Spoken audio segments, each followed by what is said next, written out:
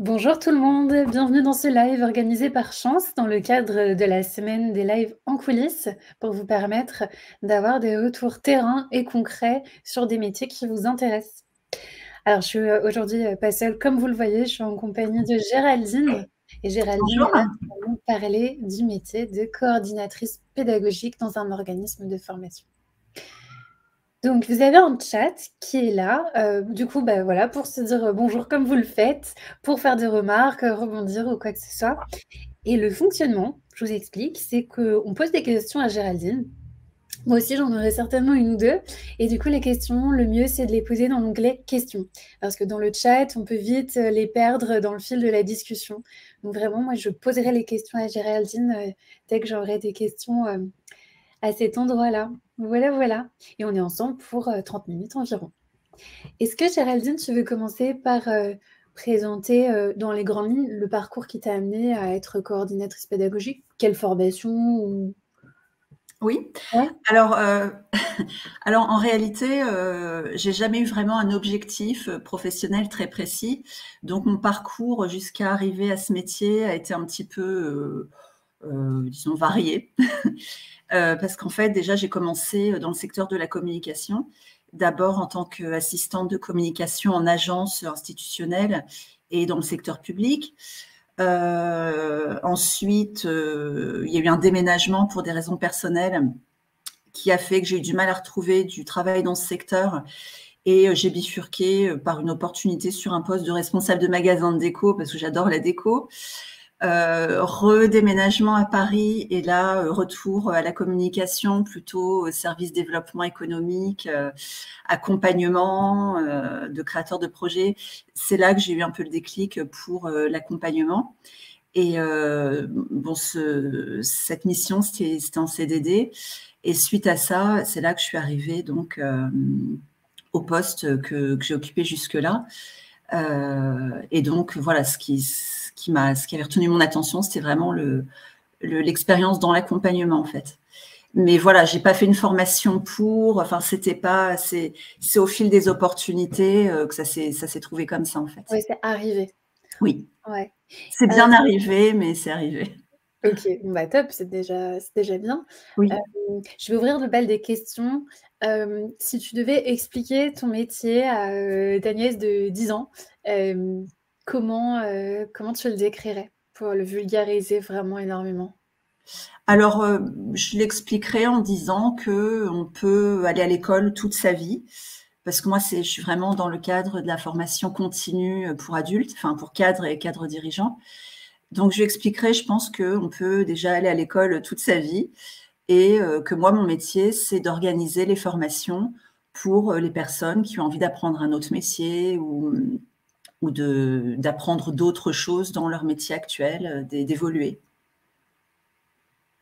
Top, merci. Ça nous met une bonne base, comme ça on est tous au même niveau. On a Agnès qui te pose une question. Alors, ce ne sera pas le reflet de ton parcours, mais est-ce que tu peux nous dire quelle formation est nécessaire pour exercer ce métier? Oui, effectivement, c'est pas le reflet de mon parcours et et enfin, à vrai dire, je pense pas vraiment qu'il y ait une formation. Je pense que bon, bah, une base quand même administrative et puis peut-être un petit peu d'ingénierie pédagogique, c'est assez bien vu. Mais je crois que c'est aussi beaucoup l'expérience en fait qui est recherchée. Enfin, les appétences, quoi, les appétences, les qualités qui peuvent être transposables, quoi. Ouais. Et ton quotidien dans ce métier, enfin en tout cas, en gros, si on prend une semaine type, qu'est-ce qu'on fait en gros sur une semaine quand on est coordinatrice pédagogique? Alors, il n'y a pas vraiment de journée ou de semaine type. Disons, bon, enfin, il y a quand même, voilà, si je devais parler d'une journée type, un squelette, disons, ce serait de commencer généralement les journées par accueillir les participants, les intervenants qui arrivent, s'assurer qu'ils émargent, s'assurer que les salles sont prêtes à les accueillir avec le matériel informatique, avec les supports de formation. Et puis, tout au long de la journée, un petit peu être toujours dans cet échange pour s'assurer que tout se passe bien et puis accompagner les participants dans leurs besoins, dans leurs démarches, etc. Et puis bon, à côté de cette, entre guillemets, de squelette, il y a plein d'activités qui donc vont être très différentes d'une journée à une autre, d'une semaine à une autre en fonction des priorités, des périodes. Et donc, c'est là qu'on va retrouver tout ce qui est d'ordre plutôt pilotage, coordination, avec la création des calendriers de nouvelles formations, par exemple, la coordination des intervenants, c'est-à-dire les convocations, leur rémunération, organiser peut-être leurs déplacements, et puis des missions plus d'ordre administratif, commercial, tout ce qui va être devis de formation, organisation des rentrées, par exemple, En fait, émargement peut-être. c'est un poste un peu à la croisée des chemins. C'est-à-dire que tu es entre l'administratif que tu dois faire, que tu dois pas jongler, mais faire coïncider, coordonner en fait, hein, comme le dit le poste, avec les intervenants. Donc là, il y a une dimension humaine, dans le sens où tu dois avoir des relations humaines avec ces personnes qui vont être les intervenants dans tes parcours. Dimension commerciale, parce qu'en fait, c'est aussi concevoir des programmes qui sont commercialisés. Il faut que ce soit sexy. Et en même temps, tu as du contenu pédagogique et tu as aussi un peu cette casquette ou pas? Alors, la conception des programmes, elle revient plus aux responsables de programmes. Okay. Mais alors après, je sais que en fonction des organismes de formation, il y a des fonctionnements un petit peu différents, ne serait-ce que dans l'intitulé du poste, en fait. Ça peut être assistante de formation, coordinatrice, chargée de formation. Enfin, pour avoir un petit peu regardé pendant un moment, je me suis rendu compte que c'était très, très variable. Et même dans les missions, en fait. Par exemple, c'est surtout là plus lié à la taille, je pense, de l'organisme. Et encore que, pas forcément, parce que j'ai déjà vu des organismes de formation quand même qui commencent à être assez importants, avoir des types de fonctionnement assez différents du nôtre, parce que dans le nôtre, par exemple, les coordinateurs ne s'occupent pas des aspects logistiques, des aspects compta, ce qui peut être le cas ailleurs. Oui, donc ce qui va être important, c'est vraiment de bien regarder la fiche de poste et la description du poste, les missions, plutôt que de se focaliser uniquement sur le titre coordinatrice pédagogique. Ah oui, vraiment. Ouais, c'est indispensable. Okay. Ouais. Très bien. Eh bien, merci, on prend le conseil. Et entre-temps, on a des questions qui sont arrivées. Donc, je commence avec une question d'Émilie qui dit: comment décrirais-tu ton métier au niveau conditions de travail, flexibilité, horaire, mission? Pour commencer par les horaires, par exemple, c'est assez classique, mis à part quand il y a des événements, mais c'est assez rare en soirée.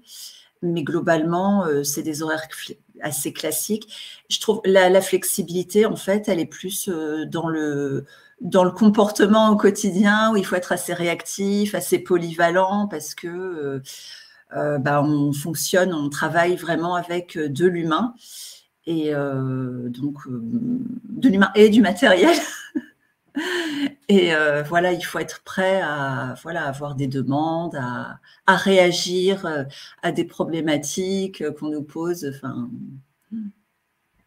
Je vois tout à fait. Je vois tout à fait. Et Émilie demande aussi quelle est la différence avec un statut freelance? Mais je pense que c'est souvent un statut salarié, hein, coordinatrice pédagogique. Ouais, je pense. Ouais. Après, ça va être à des niveaux un peu plus élevés, je pense, où éventuellement on va arriver, oui, sur des postes peut-être de consultants, formation, ou justement d'intervenants, de directeurs pédagogiques, qui vont plus, eux, intervenir en freelance. Exactement. Exactement. Alors, on a Marion qui nous demande quelle différence avec le métier d'ingénieur pédagogique? Je pense que pour certains, on a une petite idée, mais de l'entendre de ta part, ce sera encore plus clair. Justement, c'est ce que tu disais tout à l'heure, en fait, coordinatrice, assistante, il va y avoir plus une part administrative, commerciale, un peu plus importante, alors que l'ingénieur pédagogique, vraiment, lui, il se consacre vraiment à la conception du programme et même au-delà du programme, vraiment de de la stratégie, en fait, autour du programme. Et d'ailleurs, on a aussi un live sur le métier d'ingénieur pédagogique, si vous voulez avoir ces 2 sons de cloche pour compléter un peu votre compréhension. Et je viens de jeter un œil au planning en même temps. Et si on est bien jeudi 22, oui, c'est ça. C'est aujourd'hui à 17h. Donc, c'est un live sur le même format. Je vous mets le lien dans le chat tant que j'y pense. Hein. Le lien du planning des lives, donc à 17h, le métier d'ingénieur pédagogique pour compléter votre compréhension un peu de ce milieu-là. Et alors, je reprends les fils des questions. Donc ça, on l'a vu. Quelles sont les qualités, alors c'est une question de Jade, quelles sont les qualités et les compétences nécessaires selon toi pour exercer ce métier? Alors, les qualités, comme je disais, je pense qu'il faut être vraiment, déjà avoir quand même un bon relationnel, parce que on est constamment, enfin toute la journée, amené à échanger, que ce soit avec des intervenants, des participants. Par exemple, au niveau d'un organisme de formation, il y a aussi à échanger avec tous les métiers supports, communication, comptabilité, à l'externe aussi avec les organismes financiers. Enfin bon, voilà, ça nécessite quand même pas mal d'échanges, donc il faut quand même être à l'aise avec le relationnel.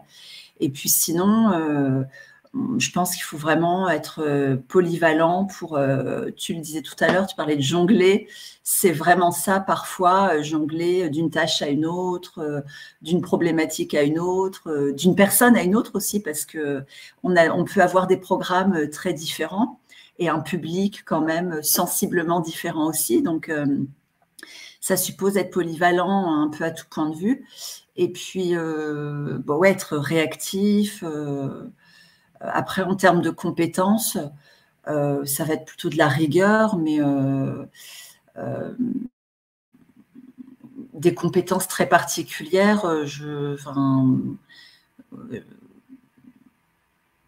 Ouais. Moi, je ne sais pas comme ça. Non, t'inquiète pas, il y a aucun souci. En fait, pour compléter ce que tu dis, et je me permets parce que j'ai travaillé aussi dans un organisme de formation et ma meilleure amie du bureau, c'était la coordinatrice pédagogique, donc je vois très bien. Et c'est aussi pour ça que j'anime ce live. Moi, de ce que je voyais, c'est que c'est un job qui est vraiment à la croisée des chemins, où on est entre plein de départements. C'est hyper riche en échanges, comme tu dis, il y a beaucoup, faut être à l'aise avec le relationnel, il faut aimer parler 5 minutes à la compta, 10 minutes au prof, le badge ne fonctionne pas, donc il faut résoudre ce problème. C'est ça, exactement. Un mélange entre des phases de ce qu'on appelle deep work, où tu as besoin de te poser parce que tu as un peu d'administratif à dérouler, et ça, faut se mettre dans sa bulle, et en même temps, être réactif avec des petites urgences, des petits couacs, donc il faut être exactement adaptable, ça, quoi. C'est exactement ça. Mais après, c'est vrai qu'en termes de compétences, ouais, manipuler, bon, être à l'aise avec l'informatique, de plus en plus aussi avec les formations online qui se développent quand même de plus en plus. Et puis, voilà, avoir des compétences dans le domaine administratif. Et pour le reste, c'est beaucoup de l'apprentissage terrain quand même. Ouais. C'est vraiment, et je pense que d'un organisme de formation à un autre, en plus, les méthodes, les façons de faire varient. Donc, ouais, en termes de compétences, je pense que c'est plus, c'est surtout les qualités en fait qui dominent en fait, qui permettent de s'adapter à l'univers. Ouais. Et puis être curieux quand même, parce que bon, voilà, il y a des échanges avec les intervenants, etc. Donc c'est bien, et puis de s'intéresser aussi au programme, aux thématiques. Donc ça peut être. Il faut être organisé et rigoureux parce qu'il y a quand même une partie à dérouler, et en même temps, il faut aimer quand ça bouge. Oui. Il faut aimer la transversalité des échanges. Ah ouais, non, c'est vraiment polyvalent à tout point de vue. Ouais. Ok. Donc, du coup, on a répondu à 2 questions en une parce que c'était Jade et Émilie qui posaient cette question toutes les 2. Alors, je prends la suite des questions d'Anella, très joli prénom, soit dit en passant, qui nous demande quel est le niveau de salaire dans ce type de poste. Si tu veux nous donner une fourchette ou si tu es OK de partager des infos plus concrètes, c'est top. Oui, alors, sachant que moi, j'ai 16 ans d'expérience dans le métier, donc après, bah, je pense qu'en moyenne, je pense que ça peut se situer autour de, je dirais 2007, 2008 brut, 2007 brut, je pense en moyenne. Oui, c'est ce que tu as observé. Enfin voilà, il y a un gap entre débutants, enfin en fonction de l'expérience qu'on a par ailleurs, du domaine duquel on vient, si vraiment il y a justement et ça dépend des compétences transposables et voilà. La politique de rémunération de l'organisme aussi. Exactement. C'est pas pareil si on est coordinatrice pédagogique chez HEC C'est ou ça. dans une toute nouvelle petite école de commerce où il y a ça. personne, c'est sûr. Ok. Et Natacha demande quelle est la part d'autonomie dans ce métier? Alors alors toujours de mon poste et de l'organisme dans lequel je travaillais, ça c'est quelque chose que j'appréciais parce que moi je considérais que j'étais relativement autonome. L'idée c'est de voilà si enfin dans l'organisme où je travaille, si les gens, la hiérarchie a confiance, on a la liberté de s'organiser comme on veut à partir du moment où on est présent au moment clé donc, dont je parlais tout à l'heure, les accueils, les échanges avec les participants, les intervenants.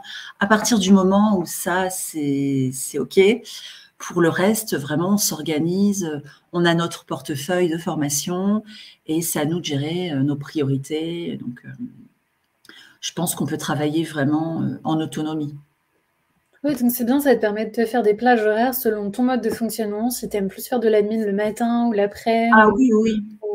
Ouais, complètement. Vers telle heure, c'est ta petite orga et du coup, ça te permet d'avoir la journée. Ouais. De ce point de vue-là, oui. Du moment, comme on a dit, que tu es présente à l'heure du démarrage, etc. Voilà, c'est ça. Il y a les moments clés, être là quand il y a des formations, ça c'est indispensable. Mais pour le reste, ouais, c'est assez libre. Ok. Natacha demande aussi quel est le niveau de pression, stress qu'il peut y avoir. Alors, il peut y en avoir un petit peu, surtout dans des périodes chargées où forcément il y a plein de choses à faire et des choses très différentes qui supposent de jongler un petit peu, comme on le disait tout à l'heure. Donc forcément, si en plus de ça, il y a la quantité, ça peut être un petit peu sous pression. Mais après, encore une fois, une formation, en général, ça n'arrive pas 2 jours avant. Donc, normalement, on peut anticiper. C'est une question aussi d'organisation. Après, encore une fois, je pense que ça dépend de l'organisme de formation dans lequel on travaille, de son organisation, de la façon dont tout le monde interagit et de la bonne intelligence générale. Et de l'ambiance dans l'équipe, des collègues comme partout aussi. Ouais, voilà. Donc, ouais, ça peut ou pas. Enfin, il peut y avoir de la pression, mais je pense aussi que ça peut. C'est comme partout. Il y a des fois, il y a des goulots de voilà. en fait. Ouais. Trop bien. Jeanne demande est-ce que tu dirais que ton métier est davantage exercé par des femmes? Oui. Enfin, si je regarde le nombre de femmes là où je suis, oui, c'est clair. Il doit y avoir 95% de femmes. Dans le secteur de la formation, de toute manière, c'est ça. Éducation, formation, c'est très, très féminin. Mais bon, je pense que de plus en plus, dans les derniers recrutements, je vois quand même pas mal d'hommes arriver aussi. Donc, c'est peut-être aussi une politique c'est pas nous de le faire, mais peut-être que les regards peuvent changer par rapport à ça et pourquoi pas, quoi. Bah ouais, carrément. Moi, j'ai une question. Quel est ton meilleur souvenir dans ce job-là? Tu arrives à en isoler un plutôt que qui ressort vraiment du lot? C'est pas vraiment un meilleur souvenir, mais je me souviens que, enfin, vraiment, ce qui me procure le plus de plaisir, c'est de pouvoir vraiment être en contact avec les participants et sentir vraiment que je les accompagne, que je les aide sur leur trajectoire professionnelle.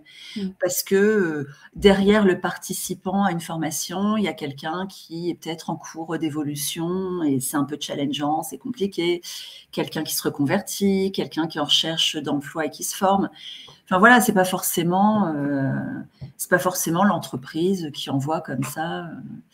Donc voilà, il peut y avoir plein de situations un peu compliquées ou en tout cas qui méritent d'être accompagnées. Et c'est dans ces moments-là, en fait. Donc, c'est pas vraiment un souvenir, mais c'est plus ce souvenir-là qui domine, quoi. La proximité avec les gens et sentir Ouais, qu'il y a un impact dans leur vie. exactement. Ouais, Ouais. exactement. Ok. Qu'ils ont besoin de ça et que je leur permets, enfin, je suis là pour Tu les facilites. aider à avancer, exactement. Trop bien. Ok. Alors, on a une autre question de Lucie. Bonjour, je suis coordinatrice d'un organisme interne d'un groupe. Nous avons 2 ans. Quels conseils vous pouvez me donner pour bien démarrer? Alors, pour bien comprendre, Lucie, Mm. oui, parce que moi aussi, Ouais. je ne suis pas sûre de bien comprendre. Vous venez de démarrer sur le poste de coordinatrice? Je vais regarder le chat si vous répondez dans le chat. Lucie. Lucie est appelée dans le chat. Moi, je crois avoir compris ça, que vous venez de démarrer sur ce poste et vous demandez du coup à Géraldine quel conseil pour être une coordinatrice pédagogique efficace et épanouie. Bon, je n'ai pas de signe de vie de Lucie, mais on peut partir du principe que c'est ça. Ouais. Sur ça. Alors, je pense que, comme on le disait tout à l'heure, par rapport, enfin, qui est pression pas, mais je pense que être vraiment organisé, c'est déjà un bon point de démarrage. Enfin, vraiment s'organiser, anticiper, ça c'est un des mots-clés, je pense. Organiser et anticiper. Et puis, tout simplement aller vraiment au contact des autres, de ses collègues, parce que c'est ce que je disais, on peut avoir vraiment des compétences à transposer qui sont super utiles. Mais je pense que vraiment, c'est l'expérience terrain qui compte. Et donc, en arrivant sur ce poste, je pense que vraiment ce qui fera peut-être la différence, ou ce qui aidera vraiment, c'est d'aller au contact de ses collègues et de prendre un maximum d'informations et voilà, de se lancer comme ça, en fait. Il y aura de toute façon une phase où il faudra apprendre toutes les ficelles, voir comment ça se passe dans cette entreprise. Et puis, oui, comme tu le dis, de rouler sa bosse la première année finalement. Et puis après, ça coule de source, non? Oui, voilà, exact. Bah oui, un petit peu comme dans beaucoup de métiers, hein, quand même, finalement. Et je pense que le plus challengeant sur ce poste, c'est vraiment comprendre les pratiques internes, parce qu'on va vraiment voir des choses. C'est pas juste, enfin, il y aura chaque fois des petits process, comme ça, c'est ici. Alors pareil, oui, sur tous les postes, mais je trouve particulièrement dans celui-là. Oui, il y a vraiment, en fonction des organisations internes, ça peut vraiment, enfin, faire bouger les lignes et du coup, il faut cette période effectivement de compréhension, quoi, d'immersion. Exactement. Alors, je vois que l'heure tourne. On a le temps de prendre une dernière question. Et ensuite, Géraldine, pour info, elle a la gentillesse de partager son LinkedIn et vous pouvez lui écrire un petit mot si jamais vous avez une question à poser après. Enfin, j'espère que je t'ai bien posé la question en amont, Géraldine. Je crois que oui. Oui, c'est bon, j'ai une trou de mémoire. Alors, on prend la dernière question, du coup, de Natacha. Est-ce qu'il y a des missions liées à l'évaluation post-formation, des leviers d'action pour de l'amélioration continue? Je pose la question en lien avec le sentiment d'accomplissement et de reconnaissance sur son travail. C'est intéressant. Je ne suis pas sûre de bien comprendre la question, en fait. Est-ce qu'il y a des missions liées à l'évaluation post-formation et des leviers d'action pour de l'amélioration continue? C'est-à-dire qu'en gros, quand les actions de formation se sont déroulées, est-ce que toi, tu es consultée ou partie prenante ou est-ce que tu fais des remontées pour que ça se passe encore mieux? Oui. On a vraiment on a des enquêtes de satisfaction qu'on fait remonter effectivement, qu'on décortique pour effectivement améliorer. Mais j'avais l'impression qu'il y avait une autre partie dans la question, en fait. Alors, je reprends, y a-t-il l'émission, l'évaluation post-formation, des leviers d'action pour de l'amélioration continue? Bah, en gros, est-ce que c'est Ah non, oui. Ouais. Et question en lien avec le sentiment d'accomplissement et de reconnaissance de son travail. Bah, c'est vrai que si l'action de formation ne se déroule pas idéalement et qu'on ne fait rien pour changer, on peut vite être découragé en tant que coordinatrice de tout ça. Oui. Et puis après, c'est vraiment le travail d'une équipe. C'est vraiment du haut jusqu'en bas, quoi, de l'ingénieur pédagogique, du responsable de formation, l'enquête satisfaction, elle couvre vraiment tout, quoi, la logistique, tout l'accueil que le participant, toute la prise en charge dont il aura pu bénéficier. Ouais. Donc, c'est assez large. C'est vraiment l'évaluation d'une équipe. Oui, c'est ça. Et on arrive au bout de notre petit temps ensemble.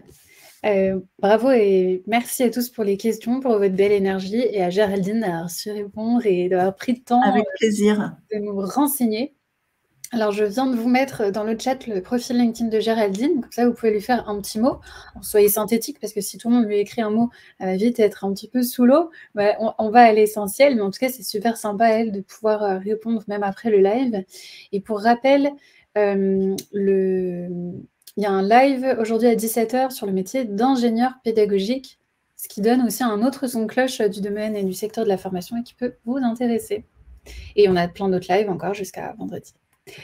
Bon, merci à tous. Encore merci à Géraldine. Grand bravo. Bon après-midi.